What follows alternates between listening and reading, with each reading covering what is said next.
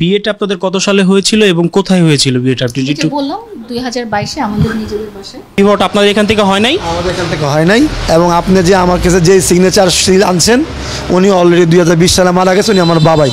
ও আমাকে বিয়ে করতে বলতেছিল, আমি বলছি ঠিক আছে তোমার, তখন ওর প্রতি আমি অনেকটা উইকও হয়ে গেছিলাম। এই লেখার আমাদের কেউ নাই, 1 নম্বর। 2 নম্বর, আপনার এখানে যার নাম আছে ইব্রাহিম খলিল নামে আমাদের কেউ নাই। 3 নম্বর, এখানে যে M.A. মজিদ নাম সিল বানায় যে আপনার এখানে সাইন দেওয়া হয়েছে, M.A. মজিদ সাহেব ইন্তেকাল করছে 2020 সাল। এটা টোটালি আমাদের কাছে ফলস মনে হচ্ছে। এখন বাকিটা আপনারা তদন্ত করে দেখতে পারেন। তো বিয়ের কাবিননামাটা যদি ফেক হয় তাহলে আমরা 4 বছর আমরা কিসের মধ্যে ছিলাম? হুজুর, আমরা একটা কাবিননামা হাতে পেয়েছি এবং সেই কাবিননামাতে আপনাদের এই কাজী অফিসের অ্যাড্রেস দেওয়া আছে এবং সাম্প্রতিক সময়ে বহুল আলোচিত একটি বিষয় যে লাইলা মামুনের যে বিবাহটি রয়েছে সেই বিবাহকে কেন্দ্র করে এই বিষয়টি আমাদের হাতে এসেছে এবং আমরা জানতে চাচ্ছি যে এই কাবিননামাটা আপনাদের এখান থেকে নেওয়া কিনা বা এটা নকল কিনা বা আপনাদের এখান থেকে বিবাহটা পড়ানো হয়েছে কিনা। এখানে আমরা দেখেছি অনেকজনের নাম আছে, একটু যদি বলতে।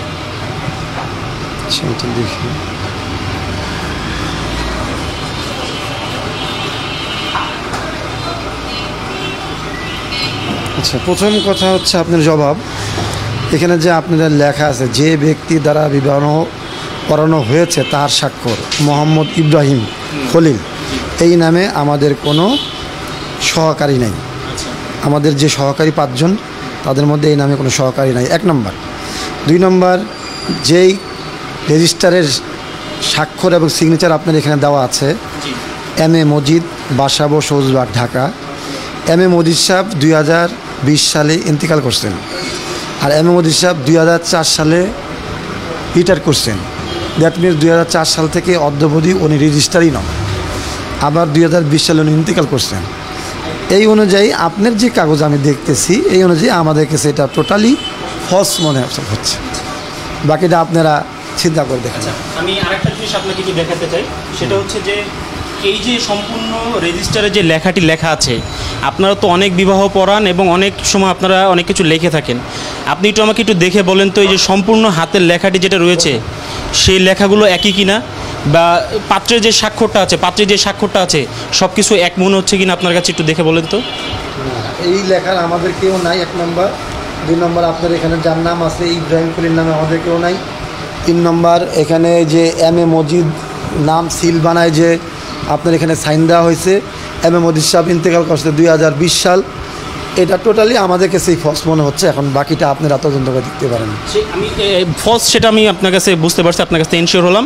আমি একটু লাস্টে একটু জানতে চাই যে এখানে কোন পক্ষের যে স্বাক্ষর, একটা বিবাহ হতে গেলে তো কোন পক্ষের স্বাক্ষর লাগে, বর পক্ষের স্বাক্ষর লাগে, কনের স্বাক্ষর লাগে, বরের স্বাক্ষর লাগে, কিন্তু ইন ডিটেলস এই পুরো মেমোর ভিতরে যে লেখাগুলো আছে সেই লেখার হাতের লেখা যেটা আছে সব কিছু এক মনে হচ্ছে কিনা আপনার?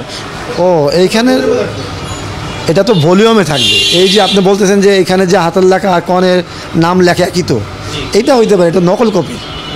এটা তো নকল কপি। নকল কপিতে তো সে শুধু লিখবে, কিন্তু ওই মেয়ে যদি সাইন করে থাকে সেটা তো সরকারি ভলিউমে করছে, তখন সেটা আলাদা হবে। তাহলে আপনি এতটুকু আপনি শিওর করতে পারছেন যে এই বিবাহটা আপনাদের এখান থেকে হয় নাই? আমাদের এখান থেকে হয় নাই। এবং আপনি যে আমার কাছে যে সিগনেচার সিল আনছেন, উনি অলরেডি 2020 সালে মারা গেছে, উনি আমার বাবাই। একটু জানতে চাচ্ছি আমি যে এই যে নকল স্বাক্ষর এবং নকলভাবে জালিয়াতিভাবে যে বিবাহটা হয়েছে বা কাবিননামাটি দেখছেন আপনি, এর শাস্তি কি হতে পারে বা এটা কতটুকু আইনি আপনার মনে হয়? এটা কি আইনগতভাবে বলতে পারবে, কোর্ট বলবে। মানে এটা কি সম্ভব কিনা এভাবে জালিয়াতিভাবে বিয়ে করা সম্ভব? এটা জানি, আমরা দিই না। এখন কেউ যদি জালিয়াতি করে থাকে, ওটা কোর্টে গেলে কোর্ট যে সিদ্ধান্ত নেবে সেই সিদ্ধান্তই হবে। এই যে আপনাদের নাম ব্যবহার করে, আপনাদের ঠিকানা ব্যবহার করে যেটা জালিয়াতি হয়েছে, এই বিষয়ে আপনার মতামত কি?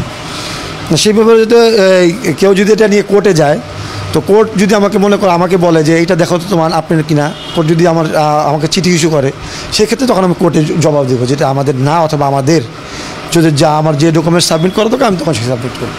ও আমাকে বিয়ে করতে বলতেছিল, আমি বলছি ঠিক আছে তোমার, তখন ওর প্রতি আমি অনেকটা উইকও হয়ে গেছিলাম। এমনও ইন্টেনশন চলে আসলো যে না, ওর সাথে সারা জীবনটা পার করে ফেলবো। বিয়েটা আপনাদের কত সালে হয়েছিল এবং কোথায় হয়েছিল বিয়েটা? আপনি যেটা বললাম 2022 এ আমাদের নিজেদের বাসায়। 2022 আপনাদের নিজের বাসায় হয়েছিল। কত টাকা কাবিননামা ছিল তখন? কাবিন ছিল কত টাকা? কাবিনটা দেখেননি আপনি? একটু জানি আপনি। 5 লাখ টাকা ছিল। 5 লাখ টাকা ছিল। আমার মামলাটা হয়েছেই সে বিয়েটা অস্বীকার করাতে। তো বিয়ের কাবিননামাটা যদি ফেক হয় তাহলে আমরা 4 বছর আমরা কিসের মধ্যে ছিলাম? মানে আমি তো নিজেই ধাঁধার মধ্যে পড়ে যাচ্ছি। তাহলে তুমি কে, আমি কে, আমরা কি রিলেশন 4 বছর, তাহলে আমি কি হলাম? মানে আমরা we are in a middle of nowhere. সবাই জানে, সোসাইটি সবাই জানে আমরা হাজব্যান্ড ওয়াইফ। ইভেন মানে কি বলবো, দেশে বাইরের লোকজনও জানে আমরা হাজব্যান্ড ওয়াইফ। বাট 4টা বছর পরে এসে তুমি বললা যে না আমি ওকে বিয়ে করি নাই, আমি সিঙ্গেল, আমার সাথে কোনো সম্পর্কিত নাই।